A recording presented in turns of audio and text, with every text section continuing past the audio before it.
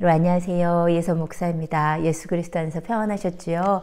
예, 우리가 지금까지 계속해서 이제 나팔 재앙을 보고 있었고, 그리고 지난 시간에는 그 특별히 예수님께서 이 땅에 오시는 그 재림이라는 개념, 그 파루시아라는 것을 단회적인 사건으로 보면 안 되고 연속적인 기간을 갖는 역동적인 사건으로 이해해야 된다라는 말씀을 드렸었습니다. 그래서 제가 지난 시간에 말씀을 드리면서 이게 굉장히 한국 성도님들에게 새로운 내용이라고 말씀을 드렸는데, 여러분이 이제 들으시고 좀 이제 이해가 되셨는지 수긍이 가셨었는지 잘 모르겠습니다. 예, 오늘은 그 지난 시간에 했던 내용을 더 심화시켜서, 그렇다면 예수님께서 이 땅에 오시는 재림이라는 것이 어떤 단회적인 사건이 아니라 예수님께서 공중에서 성도들을 휴거시키시고 나서, 그리고 이 땅에 오셔서 발을 밟고 이 땅에서 나팔 재앙부터 대접 재앙을 다 진두지휘하신다, 이런 말씀을 드렸는데, 그렇다면 그 여정을 우리가 조금 더 구체화, 상세화할 수 있느냐, 그 예수 그리스도께서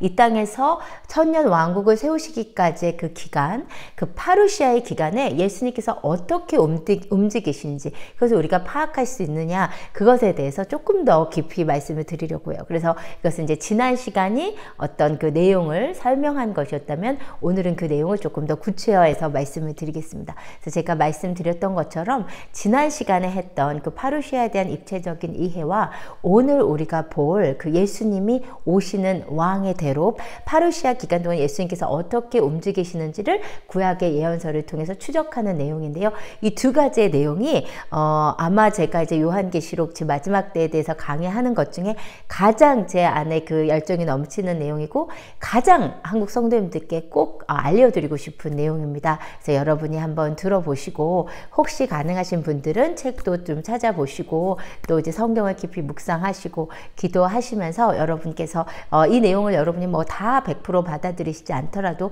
그것은 제가 기도하고 제가 연구해서 확신을 받은 내용을 제가 여러분께 말씀을 드리는 것이지만, 여러분이 이것을 다 뭐 100% 받아들이시지는 않더라도 여러분 이제 참고하시면 여러분이 마지막 때를 대하는 그 이해가 좀 넓어 주시리라고 생각이 됩니다. 예, 그러면 먼저 우리가 지난 시간에 했던 내용을 조금만 더 다시 복습하고 가도록 하겠습니다.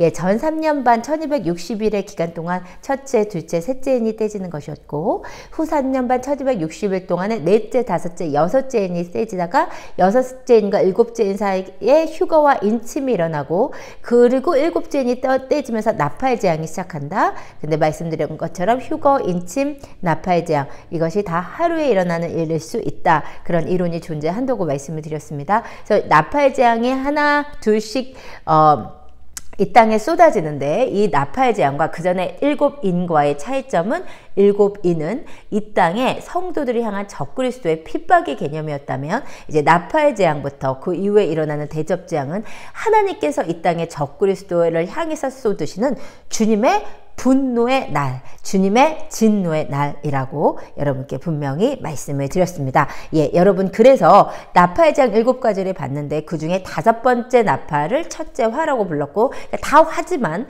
그 주님의 다 분노이지만 그 분노의 강도가 점점 세지는 거죠. 그래서 6번째 나팔이 2번째 화이고, 7번째 나팔이 3번째 화였는데, 이 7번째 나팔이 성경에 중요하다고 말씀을 드렸습니다. 7번째 나팔을 통해서 성경에 무엇을 말씀하고 있었냐면, 예수 그리스도의 나라의 회복의 선포와 적그리스도의 나라 바벨론의 패망을 선포하는 것이 7번째 나팔이라고 말씀을 드렸습니다. 그래서 예수 그리스도의 나라의 회복과 적그리스도의 나라의 패망의 선포이기 때문에, 이것이 다니엘 9장에 의하면 7년의 시간, 적그리스도에게 주어졌던 7년의 시간의 종료를 의미한다고 말씀을 드렸습니다. 예, 그것이 이제 지난 시간에 했던 중요한 내용이었고, 이러한 내용을 바탕으로 지난 시간에는 어떤 말씀을 드렸냐면, 적그리스도의 나라가 아마겟돈으로 한 번에 무너진다고 우리는 알고 있었는데, 그것이 아니고 7년의 시간 끝자락에 있는 나팔 재앙부터 서서히 약화되어 가다가 7 대접 재앙을 거치며 더욱 약화되고, 요한계시록 19장의 아마겟돈 전쟁을 통해서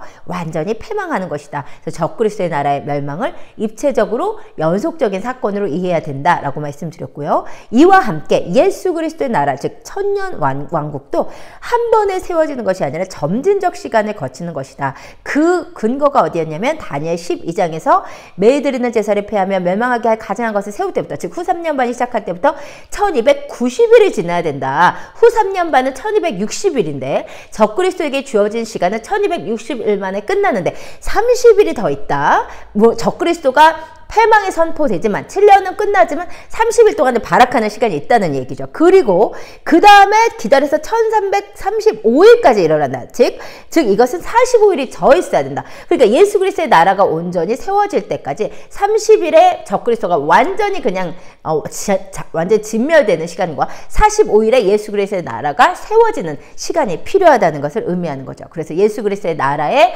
회복 또한 이게 아담 때문에 사단에게 뺏겼던 이 땅이잖아요. 그래서 이 땅을 다시 회복하시는 거잖아요. 그래서 회복하는 것이 한 번에 이루어지는 것이 아니고 우리가 이제 정권 교체, 정권 회복할 때 우리가 시간이 걸리죠. 그 과도기의 시간 75일의 시간이 있다는 것을 성경에 증거이다라고 말씀을 드렸습니다. 그리고 이제 지난 시간에 했던 중요한 내용, 예수 그리스도의 재림 파루시아도 휴거 때 공중 재림, 아마겟돈 때 지상 재림, 이렇게 두 재림으로 뚝 떨어져 존재하는 것이 아니고 휴거를 위해 공중에 오신 후에 천년 왕국이 건설될 때까지 이 땅에서 역동적 연속적으로 활동하신다고 말씀을 드렸습니다. 그래서 이제 오늘은 무슨 말씀을 드릴 거냐면 예수 그리스도께서 이 땅에 오시는 것이 환란전 휴거론에서 얘기한 것처럼 공중 재림 한 번, 지상재림 한 번 이렇게 두 번으로 나누어지거나 아니면 환란 후 휴거론에서 얘기하는 것처럼 예수님께서 공중에 휴거시키러 오셔서 우리랑 다 같이 다시 내려오시거나 이것이 아니고 예수님께서 성도를 휴거시키셔서 보좌 앞에 안전하게 놔둔 다음에 그것이 이제 이사야 26장에 들어가면 내 백성아 밀실에 들어가서 잠깐 숨을 찌어다 이 분노가 지나가기까지 왜냐하면 이제 분노가 시작하니까 나팔 재앙부터 예수님께서 잠깐 주님의 성도들을 보좌 앞에 안전하게 두고 예수님은 다시 내려오셔서 이 땅에 발을 밟으시고 그게 이제 이사야 63장이었죠. 지난 시간에 주님께서 이 땅의 적그리스도를 주님께서 직접 진멸하시는데 그 이제 Messiah Warrior 전투하는 예수 그리스도에 대한 재림의 예수 그리스도에 대한 예언, 구약의 예언이라고 했죠. 마치 이것은요, 여러분 이제 어벤져스 혹시 제가 이제 영화는 진짜 별로 안 좋아하는데 어벤져스는 그렇게 재밌더라고요. 근데 이제 어벤져스 보면은 막 진짜 뭐죠? 토르가 막 번개를 막 내리고 뭐 하잖아요. 그 뭐 캡틴 아메리카가 막 뭐죠? 방패를 던지고 막 불이 막 손에서 나오고 막 이런 거 있잖아요. 그 캡틴 마블이 불에서 손에서 불이 나고 막 이런 거. 예수님께서 그런 식으로 지금 천사들과 함께 천사들이 하나님의 명령을 받아서 나팔 재앙 일으키고 대접 재앙 일으키는 동안 예수님께서는 이사야 63장의 예언처럼 이 땅을 걸으시면서 혹은 요한계시록 14장처럼 구름 위에 계시면서 왔다 갔다 하시는 거예요. 우리 정확하게 그건 잘 모르지만 예수님께서 진짜 어벤져스 무비의 그런 영웅들처럼 진짜 놀랍게 적들을 물리치시면서 적그리스도의 왕들을 예수님께서 직접 멸하신다고 직접 죽이신다고 하시잖아요. 우리가 지난 시간에 봤던 것처럼 왕이 가지고 있던 그 적그리스도 세력이 가지고 있던 창을 빼서 예수님께서 그들의 목을 치시면서 점점 예수님께서 승리의 입성을 하시는 거예요. 그러다가 마지막에 아마겟돈으로 멸망을 시키는 거예요. 그 예수님께서 오시는 그 세세한 길을 그 길에 대한 연구들이 있지만 진짜 최근에 너무나 중요한 연구가 이제 발표가 됐습니다. 예, 이 책인데요. 그 주엘 리처슨이라고 제가 예전에 그 다니엘서 강의할 때도 이슬라믹 적그리스도론 하면서 제가 소개를 해드렸던 미국 그 교회에서는 굉장히 지금 영향력이 큰 분이시고 뭐 중동 문제 전문가이고 뭐 뉴욕타임스 베스트셀러 작가이고 뭐 또 어떤 선교사이고 여러 가지 일을 하시는데 이게 본명은 아닙니다. 주엘 리처슨이라는 분이. 저는 이제 개인적으로 굉장히 존경을 하고 제가 마지막 때를 보는 그 퍼스펙티브에 많이 도움을 받은 분이세요. 근데 이분이 사이나이 투 자이언이라는 책을 냈어요. 이게 뭐냐면 이제 사이나이, 그러니까 예수님께서 신의 산에서 오셔서 시온산으로 가신다는 거예요. 그러니까 제가 지난 시간에 말씀드린 그 왕이 오시는 대로 그 파루시아 그 기간 동안에 예수님께서 오시는 왕의 대로를 구약의 예언서를 바탕으로 이분이 이제 정리를 하신 거예요. 굉장히 좋은 책인데 아직 한국에는 주엘 리처슨이 많이 알려지지는 않은 것 같고 예전에 제가 보니까 브레드 TV에서 한번 그 초청 강연을 했던 것 같긴 하더라고요. 근데 이제 이 책은 굉장히 좋은 책인데 아직 이제 번역이 안 됐어요. 그래서 혹시 읽으실 수 있으신 분이 계시면 진짜 그리고 이 주제에 관심이 있으시면 꼭 읽으시라고 제가 추천을 드리고 싶고요. 그러면 이제 오늘은 저는 제가 이 내용들을 보면서 제가 성경을 보면서 이것에 동의한 부분을 중심으로 그 파루시아 기간에 예수님의 행보, 즉 왕이 오시는 그 대로에 대해서 이 조엘 리처슨의 Sinai to Zion 이 책을 중심으로 참고를 하면서 여러분께 한번 말씀을 드리도록 하겠습니다. 그런데 이제 이 책에서 구약의 예언서들을 보는 기본 관점은 제가 지난 시간에도 말씀드렸고 이 마지막 때 강의 초반부에도 말씀을 드렸지만 구약의 예언서를 상징적, 영적으로 해석하지 않고 비유적인 표현이 아니면 문자 그대로 해석을 한다는 원칙입니다. 그렇게 해서 보면 문자 그대로 봤을 때 아직 성취되지 않은 예언들은 그것이 상징적인 예언이어서 성취되지 않은 것이 아니라 재림의 예수님께서 성취하실 예언으로 보는 것이죠. 그래서 구약의 예언에 여호와 혹은 하나님 그렇게 표현된 부분에서도 이것이 성부 하나님에 대한 내용 같은데 이것이 성취되지 않은 내용일 시에 이것이 바로 재림 예수 그리스도께서 성취하실 예언으로 보는 입장입니다. 이거는 이제 굉장히 새로운 연구라고 말씀을 드렸고 예수님께서 오시는 길을 이렇게 아주 자세히 이렇게 파헤친 거는 처음이에요. 그래서 특별히 이제 이 조엘 리처슨은 어떻게 보고 있냐면 예수님께서 이 땅에 오실 때 그러니까 이제 성도들이 휴거시키고 나서 이 땅에 오셔서 나팔 제왕부터 진두지 하시잖아요. 근데 어디로 처음에 오신다고 보냐면 이집트로 오신다고 봅니다. 그래서 이제 이사야 19장에서요. 애굽에 관한 경고를 보라. 여호와께서 빠른 구름을 타고 애굽에 임하시리니 애굽의 우상들이 그 앞에서 떨겠고 애굽인의 마음이 그 속에서 노구리로다 등등 예수님께서 왕께서 하나님께서 애굽으로 오신다라는 그런 예언이 있는 거예요. 물론 이것은 이제 이사야 19장의 예언이기 때문에 모세를 통해서 애굽을 출애굽시키실 때 하나님이 오셨던 것이다. 뭐 이렇게 해석할 수 없는 거죠. 이게 이제 미래 시제로 되어 있으니까 미래 예수님께서 이집트로 처음 오신다고 보는 거예요. 그 다음에요. 구약의 예언들을 봤더니 예수님께서 이집트에서 이제 오셔서 이집트를 빠져나가시는데 근데 그 여정이 너무 기가 막히게도 모세가 출애굽을 했던 여정을 그대로 밟으시는 것을 이제 발견을 한 거예요. 그래서 예수님이 마치 제2의 모세처럼 예수님께서 이집트로 오셔서 모세의 여정 그대로 가셔서 이제 이 시온산으로 예루살렘으로 입성하십니다. 그래서 제목이 사이나이 시내산에서 예루살렘 자이언으로 간다, 시온산으로 간다 그 얘기거든요. 근데 이제 구약의 예언서를 봤더니 이제 두 번째 마치 모세가 홍해를 가린 것처럼 예수님께서 애굽으로 오셔서 바다를 가리시는 바다를 혹은 말리신다 이런 예언들이 많이 있는 거예요. 이사야 10장 만군의 여호와께서 채찍을 들어 그를 치시되 오랫바위에서 미디안을 쳐주시키신 것 같이 하실 것이며 막대기를 드시되 한 바다를 향하여 애굽에서 하신 것 같이 하실 것이라. 이제 마찬가지로 출애굽 사건 훨씬 이후의 예언이고 앞으로의 일에 대한 예언이기 때문에 모세 때 그 일을 예언하는 것이 아니고 여호와께서 막대기를 드셔서 바다를 향해서 애굽에서 하신 것처럼 바다를 말리시는 일이 있을 거라고 예언하고 있는 거예요. 하박국 3장에서도요. 주께서 말을 타시고 바다 곧 큰 물의 파도를 밟으셨다. 그리고 스가랴 10장에서도요. 내가 그들이 고난의 바다를 지나갈 때 바다 물결을 치리니 나일의 깊은 곳이 다 마르겠고 아수르의 교만이 낮아지겠고 애굽의 규가 없어지리라. 나일의 깊은 곳이 마를 것이다. 이런 식으로 하나님께서 처음에 애굽에 오셔서 그 다음에 바닷물을 말리시면서 애굽을 빠져나가시는 것으로 보여요. 예수님께서. 그 다음에요. 그 다음에 이제 성경에 예수님께서 그 구약에 지난 시간에 소개해드린 그 전사자로서 예수님, 전투자, 전쟁하는 왕으로서의 예수님의 모습에 보면 굉장히 많은 성경 구절에서 그 예수 그리스도의 그 전사자 하나님의 동선이 똑같음을 알 수 있습니다. 그 동선을 추적을 해봤더니요. 예수님께서 애굽에서 바닷물을 가르시면서 나가셔서 시내산으로 가시는 것 같고 그리고 아라비아 반도 쪽으로 가시고 거기서 이제 에돔을 거쳐서 예루살렘으로 올라가시는 그 똑같은 동선이 많은 성경의 예언서에서 나와요. 예를 들어서 신명기 33장 그가 일렀을 때 여호와께서 시내산에서 오시고 여러분 시내산에서 오신다는 거죠. 시내산 세일산에서 일어나시고 세일 바란산에서 비추시고 1만 성도 가운데 강림하셨고 그의 오른손에는 그들을 위해 번쩍이는 불이 있도다. 이런 이제 신명기 33장 이것도 이 책에 보면 이제 뭐 신명기 33장이 전체적으로 왜 이것이 지금까지 성취된 적이 없고 마지막 때 예수 그리스도의 의해서 성취될 미래적인 예언인지를 아주 자세하게 논증을 합니다. 그래서 제가 뭐 그런 자세한 설명을 제가 영상을 통해서 다 드릴 수가 없어서 여러분께 이제 설명이 부족할 수 있을 것 같은데요. 한번 제가 저는 이제 공부를 하고 확신이 돼서 다 설명드릴 수는 없지만 여러분께 말씀을 드리는 거니까 여러분이 한번 이제 이게 여러분께 이제 make sense 하시면 말이 되는 것 같다 생각되시면 이제 너무 좋을 것 같고요. 그렇지 않으시더라도 한번 이렇게 이거 들어보시는 게 너무나 중요할 것 같아요. 그래서 신명기 33장을 미래주의적인 예언으로 분명히 보고요. 이제 성취된 예언이 아니니까 그렇다면 여기서 말하는 여호와는 다시 오실 예수 그리스도시고 신의 산에 오시고 세일산 바란산으로 가신다고 했어요.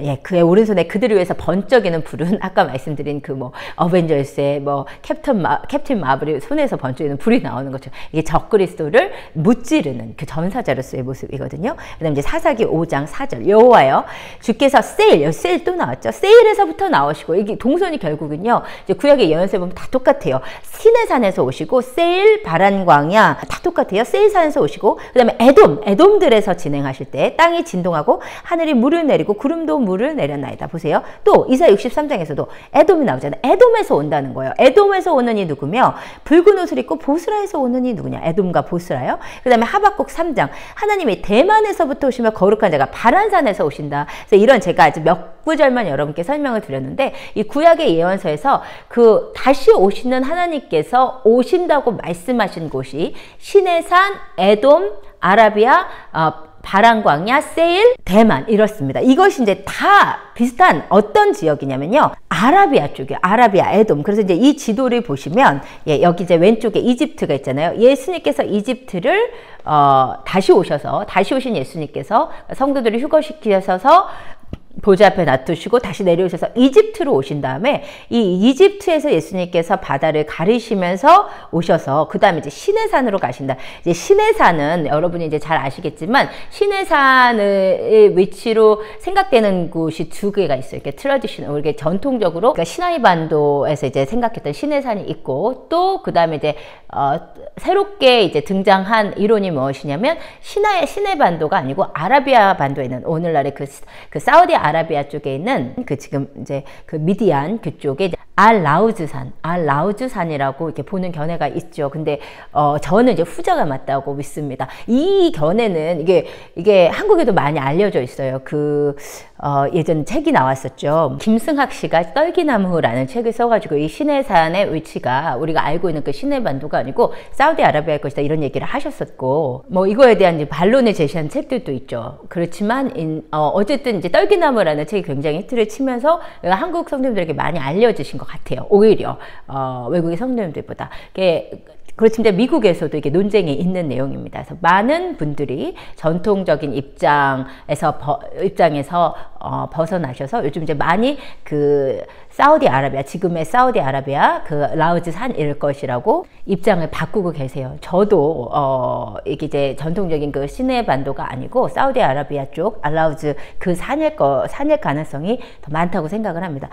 그래야 이제 사실 이 다시 오시는 예수님의 경로도 맞거든요. 그 예수님께서 이집트를 나오셔가지고요.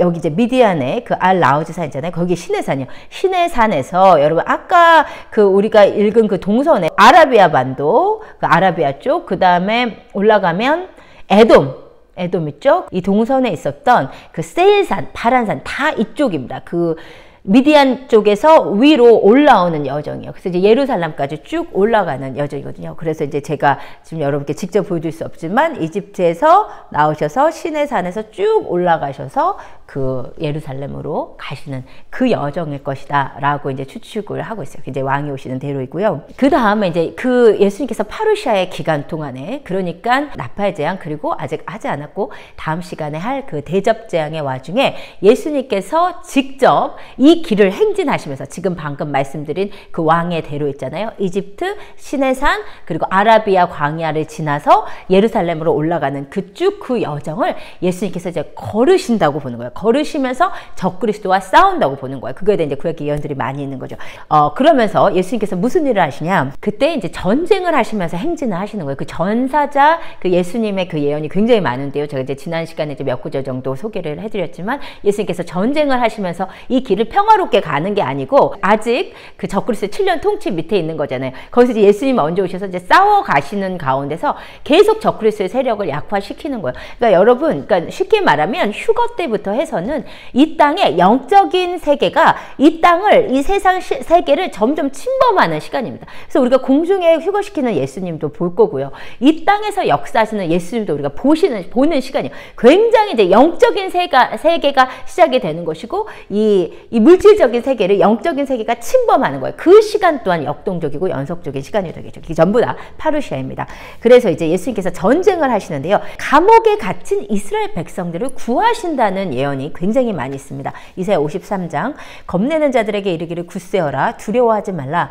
보라, 너희 하나님이 오사 보복하시며 갚아주실 것이라. 하나님이 오사 너희를 구하시리라 하라. 이사야 61장 1절, 주 여호와의 영이 내게 내리셨으니 이는 여호와께서 내게 기름을 부으사 가난한 자에게 아름다운 소식을 전하게 하려 하심이라. 나를 보내사 마음이 상한 자를 고치며 포로된 자에게 자유를, 갇힌 자에게 노임을 선포하며. 여러분, 이러한 모든 말씀이 물론 지금까지 우리가 영적으로 이 말씀들을 해석해 올 수 있었던 이유는 이것이 이제 부분적으로는 영적인 해석이 가능하기 때문입니다. 그런데 이 성경 구절이 문자적인 성취는 없고 영적인 성취만 있냐? 예수님께서 지금 우리가 예배하고 있으면 오셔서 내 마음에 포로된 것에서 자유케 해주시고 슬픈 자를 위로해 주시고 이런 영적인 예수님의 그 영적인 예언의 성취만 있냐? 그렇지 않다는 것입니다. 이 말씀을 가지고 지금 우리가 은혜를 받고 우리가 이 말씀을 영적인 성취로 받아들이는 데는 문제가 없지만, 그러나 이것이 영적인 성취만 있고 끝나는 것이 아니라 마지막 때 예수님께서 진짜 오셔서 예수님께서 진짜 포로되어 있는 이스라엘을 진짜 자유케 하시는 거예요. 예수님께서 진짜 마음이 상한 자를 진짜 고치는 거예요. 이거 실제적인 성취가 있다는 것이에요. 이것이 전부 다. 그러니까 구약의 예언이 부분적으로 역사적으로 성취되지만, 그리고 영적으로 역사적으로 성취되지만 마지막 때 온전히 성취될 예언으로 보는 거예요. 그래서 이것이 실제로 이런 일이 있을 거라는 거예요. 그래서 여호와의 은혜해와 우리 하나님의 보복의 날을 선포하여 모든 슬픈 자를 위로하되 무릇 시온에서 슬퍼하는 자에게 화관을 주어 그 죄를 대시면, 이게 실제적으로 일어나는 거예요. 적그리스도의 세력 때문에 갇혀있던 자들, 그 시온에서 슬퍼하던 자들에게 화관을 주시고, 그래서 죄를 대신하고 기쁨의 기름으로 그 슬픔을 대신하며 찬송의 옷으로 그 근심을 대신하시고 그들이 의의 나무 곧 여호와께서 심으신 그 영광을 나타낼 자라, 이스라엘이 여호와의 영광을 나타낼 자라는 이름을 얻게 하시는, 이게 실제적인 성취가 있다는 거예요. 그 다음에 에스겔 39장, 전에는 내가 그들이 사로잡혀 여러 나라에 이르게 하였거니와. 네, 적그리스도에 의해서 이런 일이 있죠. 그렇지만 후에는 예수님께서 오셨을 때죠. 내가 그들을 모아 고국 땅으로 돌아오게 하고, 예수님께서 실제적으로 그들을 모으신다는 거예요. 그 한 사람도 이방에 남기지 아니하리니 그들이 내가 여호와 자기들의 하나님인 줄 알라. 한 사람도 이방 땅에서 포로되어 잡혀있지 않고 예수님께서 다 데리고 오신다는 거예요. 그 다음에 요엘서 3장 1절, 보라 그날 곧 내가 유다와 예루살렘 가운데서 사로잡힌 자를 돌아오게 한다는 거예요. 스바냐 2장, 그 지경은 유다 족속의 남은 자에게로 돌아갈지라. 그들이 거기에서 양떼를 먹이고 저녁에는 에스글론 집들에 누우리니 이는 그들의 하나님 여호와가 그들을 보살피사 그들이 사로잡힘을 돌이키실 것이라. 이러한 사로잡힘에서 돌이키신다는 예언이 구약에 너무나 많은데, 그래서 다 상징적으로 해석해 버린다는 것입니다. 그렇지 않습니다. 이것은 실제적으로 이스라엘 백성들이 적그리스도에 의해서 잡혀갈 것이고, 실제적으로 예수님께서 오셔서 실제적으로 그들을 포로된 데서 자유케 하시면서 이 행진을, 예루살렘으로 가는 왕의 대로 행진을 하신다는 거예요.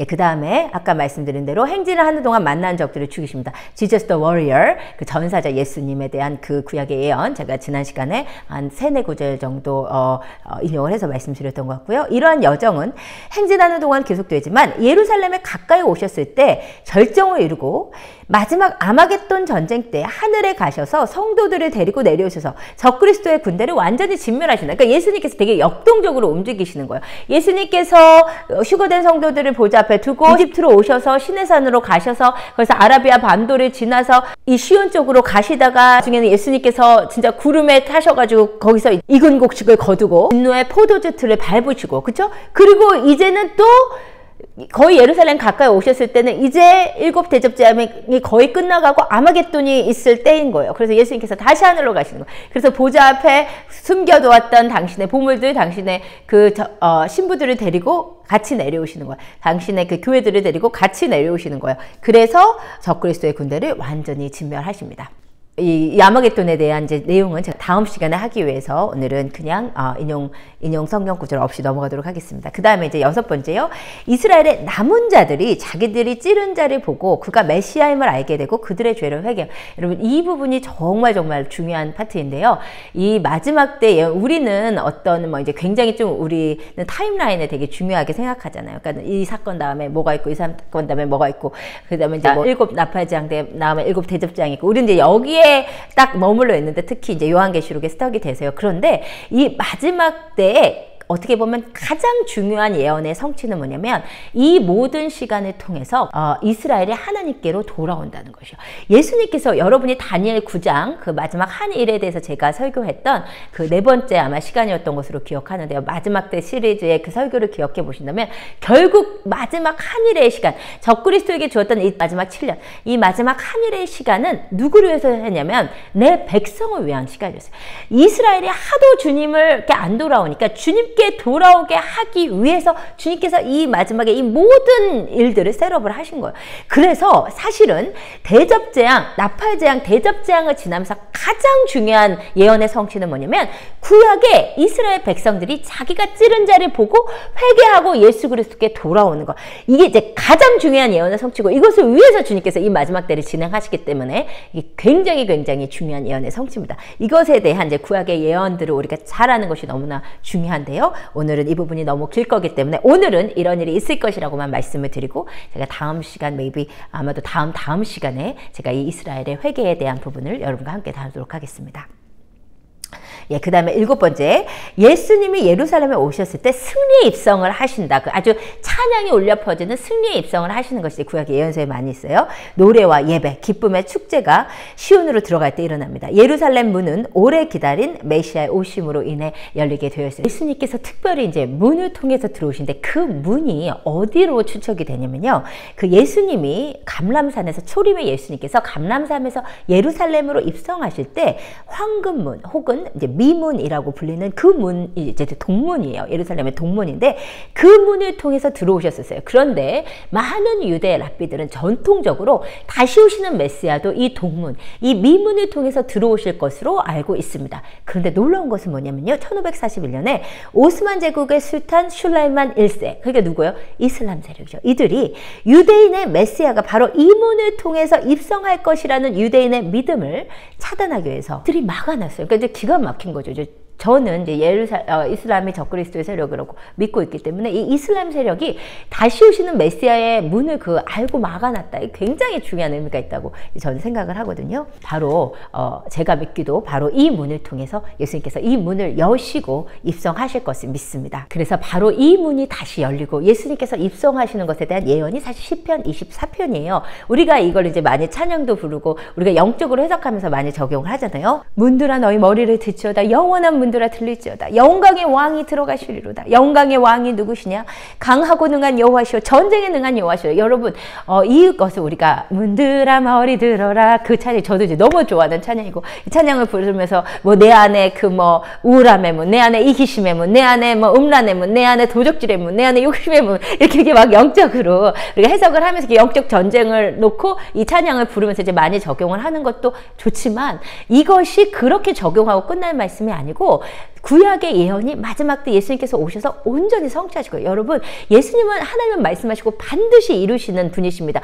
구약에 예언된 그 수많은 예언들이 우리가 지금 일어나지 않았기 때문에 이것을 그냥 영적으로 해석하고 끝나라고 주신 말씀이 아니고 반드시 다시 오시는 예수님에 의해서 다 성취될 예언들이에요. 이 말씀도 그렇습니다. 여러분 여기 보세요. 예수님이 지금 이 하나님이 어떻게 묘사되냐면 전쟁에 능한 여호와, 계속 말씀드린 Messiah, the warrior, 전사자 메시아죠. 그러니까 전쟁하시는 여호와는 누구냐면 다시 오시는 예수 그리스도예요. 그래서 그분이 오셔서 이 문을 결국 연다는 거예요. 문들아 너희 머리를 듣지로다 영원한 문들아 들리지로다 영광의 왕이 들어가시로다. 영광의 왕이 누구시냐? 만군의 여호와시오 곧 영광의 왕이시라. 저는 이것이 그 황금문, 미문, 그 예루살렘 동문이 열리면서 예수님께서 이곳으로 들어가시는 것에 대한 예언의 성취라고 믿고 있습니다.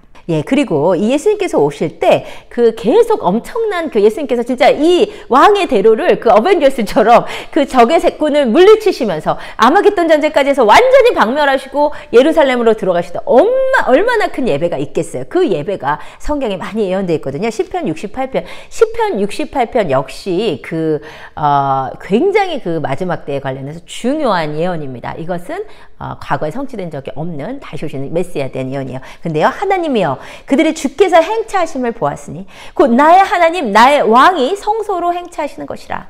소고치는 천어들 중에서 노래 부르는 자들은 앞서고 악기를 연주하는 자들은 뒤따르니라. 이 시편 68편 여러분 다윗의 시인데요. 다윗이 정말 진짜 성령 충만하신 사람이었어요. 진짜 우리가 볼 수 없는 것을 예언으로 받고 이것을 기록한 정말 예언자 다윗입니다. 그런데 이제 시편 68편 읽지는 않았지만 이를 어떻게 생각하냐면 하나님이 일어나시니 하나님께서 미워하시는 원수들이 다 흩으시면서 일어나신다. 그렇게 다시 전쟁하시는 여호와의 모습. 전쟁하시는 여호와는 마지막 다시 오시는 전사자 예수 그리스도. 그 아마겟돈 19장에 있는 그 예수 그리스도. 그 전사자 예수 그리스도의 모습이 구약의 예언서에 있는 전사자 하나님, 전사자 여호와로 나오는 거예요. 그래서 이제 2편 68절에서 전쟁하시는 여호와의 말씀이 나오다가 그분이 들어가실 때 예루살렘으로 뭐라고 하냐면 주께서 행차하시는 것을 그들이 봤는데 나의 하나님 나의 왕이 성소를 행차하시는데요. 소고치는 처녀가 노래를 부르고 앞서고 악기를 연주하는 자들이 뒤따른다. 이것이 실제적으로 예수님께서 적그리스도의 세력을 물리치고 시온으로 입성하실 때 사람들이 소고치며 예수 그리스도를 찬양할 것이라는 거예요.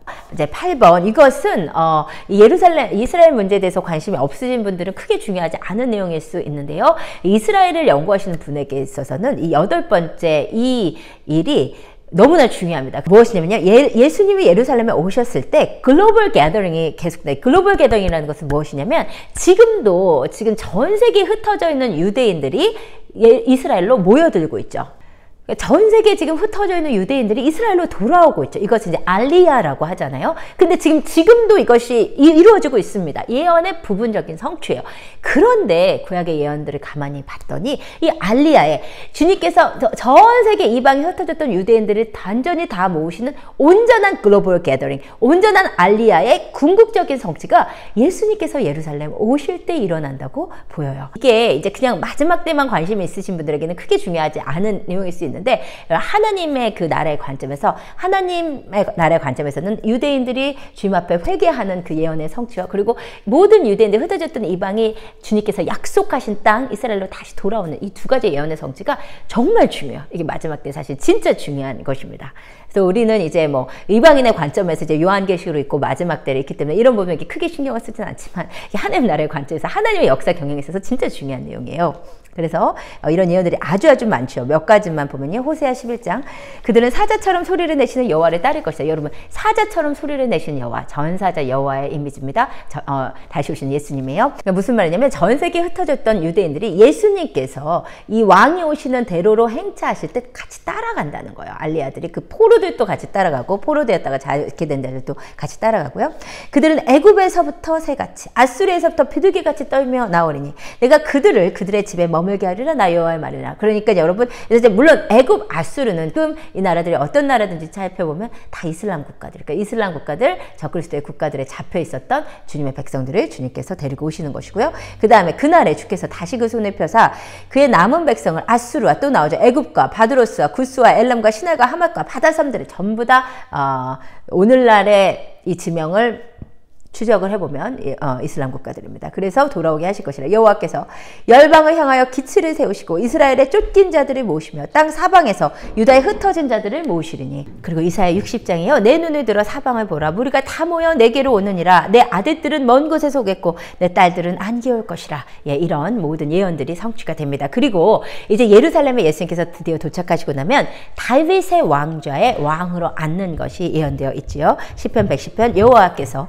시온에서부터 주의 권능의 귤을 보내시리니 주는 원수들 중에서 다스리소서. 시온에서 예수님께서 다스리신 것입니다. 아모스 9장 그날에 내가 다윗의 무너진 장막을 일으키고 그것들의 틈을 막으며 그 허물어진 것을 일으켜서 옛적과 같이 세우고 그들이 에돔의 남은 자와 내 이름으로 일컫는 만국을 기업으로 얻게 하리라. 이 일을 행하시는 여호와의 말씀이니라. 이 구절은 특별히 그 아이합 24시간 기도 운동 하시는 분들한테 굉장히 중요한 예언이에요. 왜냐면 이 분들은 무너진 다윗의 장막을 일으켜서 틈을 먹고 허물어진 것을 일으켜서 옛적같이 세운다. 이것을 것을 그 다윗 시대에 있었던 그 다윗의 장막의 회복이라고 생각을 하고 이 구절을 가지고 이제 다윗의 장막의 회복 운동을 하시는 거죠. 저는 이제 그 운동을 지지하고 후원하고 저도 제가 다니는 교회도 24시간 기도 이제 아틀란타 아이합입니다. 그런데 그럼에도 불구하고 이 구절을 가지고 오늘날 그 24시간 기도 운동이 세워지는 것을 이 예언의 성취로 보는 것은 아주 잘못된 해석입니다. 히브리 관점에서 무너진 장막의 회복은 그 사람의 가계의 회복을 의미합니다. 그래서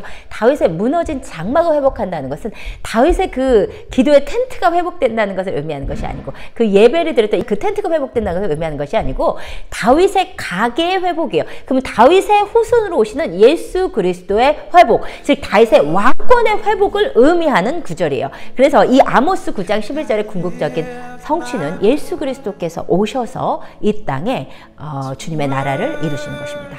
그리고 누가복음 1장이요. 보라 내가 잉태의 아들을 낳으리니 그 이름을 예수라 하라. 그가 큰 자가 되고 지극히 높으시니 아들이라 일컬어질 것이요 주 하나님께서 그 조상 다윗의 왕위를 그에게 주시리니 영원히 야곱의 집을 왕으로 다스리실 것이며 그 나라가 무궁하리라. 예, 다윗의 위에 다시 앉으시는 것이죠. 예, 지금 여기까지가 이제 그 이후에도 이제 뭐 그리스도의 심판대, 양념소 심판대를 통해서 이제 예수 그리스도의 왕권의 회복, 예수 그리스도의 결혼식, 천년왕국의 회복 이런 이야기를 제가 앞으로 이제 계속 해나가도록 하겠습니다. 오늘 그냥 여기까지만 말씀드리는 게 좋을 것 같아요. 그래서 오늘은 주님의 그 파루시아라는 개념이 단회적인 사건이 아니라 오랜 시간을 두고 일어나는 연속적인 사건이다. 그래서 예수님께서 나팔 재앙이 시작할 때부터 이 땅에 오셔서 주님께서 이 땅에 왕이 다시 오시는 그 행차길, 구약에 예언되어 있는 그 길을 따라서 북진하셔서 결국 예루살렘으로 행차하시는데 그 가운데서 이스라엘이 회복되고 이스라엘의 포로된 그 가운데서 주님께서 적그리스도를 계속 물리치면서 가시고 그 가운데서 이스라엘의 포로된 자를 회복시키시고 그 가운데서 이스라엘이 주님 앞에 회개하는 그런 여정을 통해서 예배와 찬양과 기쁨의 축제와 함께 예루살렘에 들어가셔서 그곳에 왕으로 입성하신다. 그것이 왕이 다시 오시는 행차길이다 라고 말씀을 드렸습니다. 예, 오늘 내용도 제가 너무나 이제 100번 알고 있습니다.